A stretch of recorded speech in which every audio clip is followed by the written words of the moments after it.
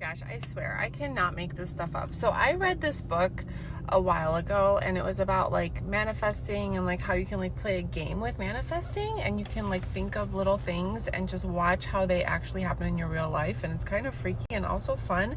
And I don't remember the name of the book, but I'll pull it off my bookshelf later when I get home and I'll show you. But I swear, ever since I've read this book, like these things happen to me, and it's just like, whoa, like it's crazy. If you've ever felt like you were destined for more, you're in the right place. It's time to break out of the box you've been placed in.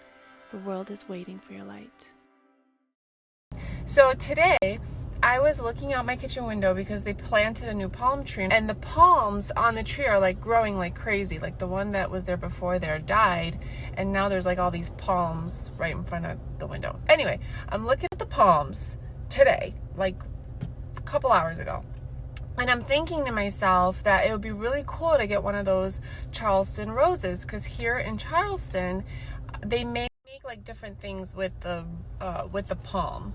They do like baskets and they do roses, and I've seen them like at the markets and stuff, but I've never gotten one. And I just thought to myself, like, it'd be cool to have one since we live in Charleston and it's like a thing. Anyway, I'm at the gas station. I'm waiting for Matthew to get out of saxophone lessons, and I'm at the gas station filling up, and this kid comes up to me and he's like collecting money for something. He's like, oh, would you support me, blah blah blah. And I'm like, sure, I'll give you a couple of bucks. So I give him a couple of bucks, and then he goes, would you like a rose? And I said, sure. And he gives me this. He gives me the Charleston palm rose. This reminds me of another crazy story that just happened to me recently. We were on vacation in Miami, and my friend was meeting us there, Annette, and she does my hair and she cuts my bangs for me. And I told her, bring scissors with you because I need my bangs cut. And she said, okay. But then she forgot her scissors. So the whole time we're at, you know how it is when you get like something with your hair or something with your face in your head, like that's the only thing you can think about. So the whole time I'm having like the worst hair days because my bangs aren't right, and which, by the way, right now I'm growing them out, and I don't know if I'm gonna like the grown out. But anyway, the whole time I'm thinking about these dang scissors. I'm like, how can I like get away from the group to like go buy a pair of scissors? Maybe I could like Uber to Walmart, or maybe I could like get someone to bring them for me somehow, like, because we're in a hotel, so we don't have a car or anything. So the whole time just like thinking of like scheming up how to get a pair of scissors. I call the front lobby and I ask them if I could borrow a pair of scissors, and they say no, for the safety of our guests you can't borrow scissors. So I just can't. I dreamt about the scissors. I dreamt about scissors because I just couldn't stop thinking about my hair. Last day, we are walking the beach, the four of us, my husband, Annette, her husband, and we're walking we walked all the way to the end of the beach, and there were like these rocks, and it like the beach like dead ended. And my husband goes, hey, there's a pair of scissors here. Do you want them for your bangs? And I'm like, shut up. And he goes, no, seriously. And on the rocks at the beach, there were laying a pair of hair scissors, like the brand name that's for hair cutting. Perfect condition, not even a spot on them, just laying there on the rocks.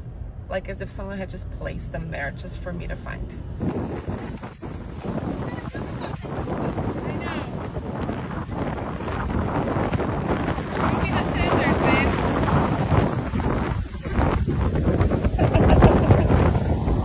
Yeah. I could go on and on with these manifesting stories because the more I think about it, the more stuff I think of. Another one that comes to mind is when we first moved here to Charleston.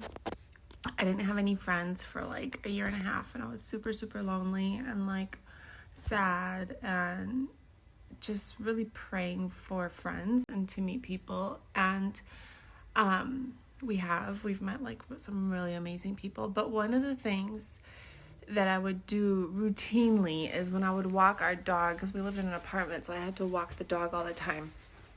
And next to the apartment complex, there was this massive house, this beautiful, like, multi-million-dollar home.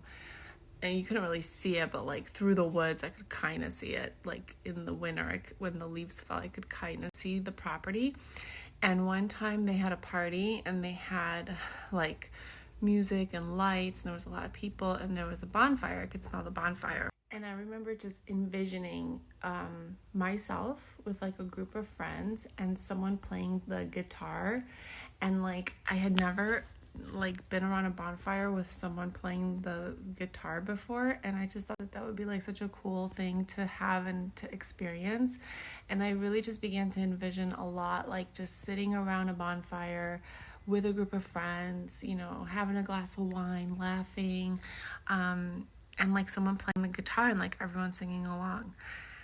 And a couple weeks ago we went with some friends to Chimney Rock. And we're all in the group chat and everyone's kind of texting like, oh, what are you bringing for food? What are you bringing for this, for that, for that?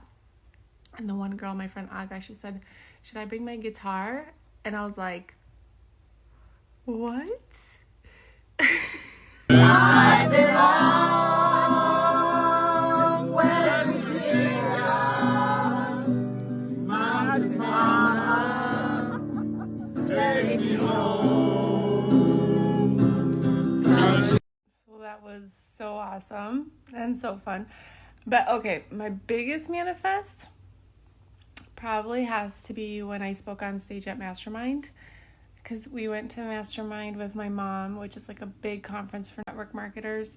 We went in the very beginning when we first started building our businesses, and I fell in love with the speakers on the stage. They were all like so elegant and so well spoken, and I was like really shy at that point, so I was just like, oh my gosh, like can you even imagine being up on a stage like that?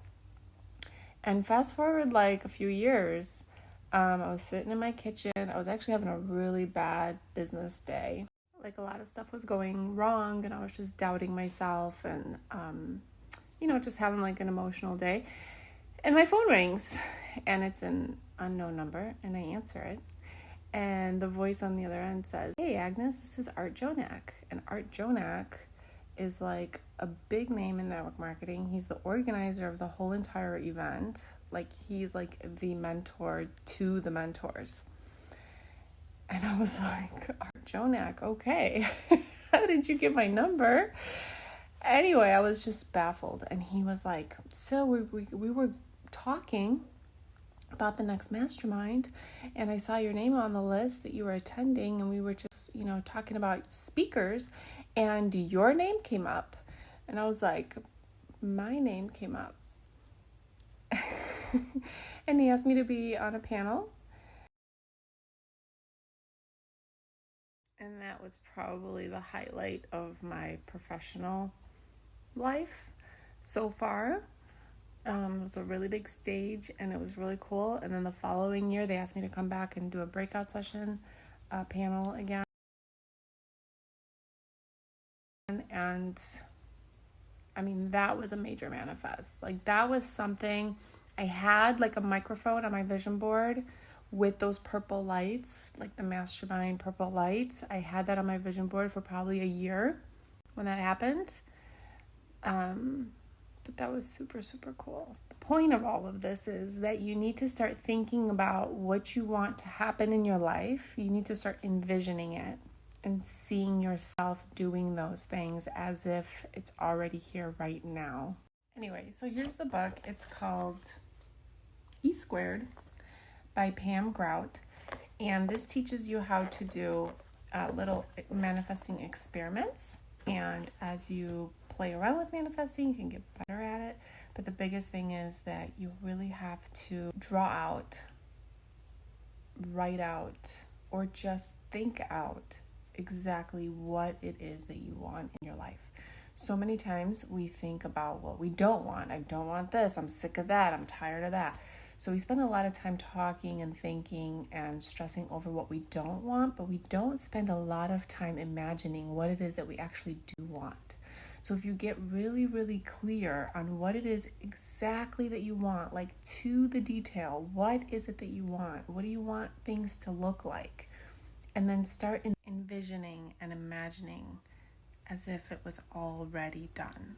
And say that to yourself, like it's already done. You put it out there and it's already done. That's it. All you have to do is think about it, believe it, that it's coming your way, and it's already done. And just then you set yourself up to a place where you can just receive.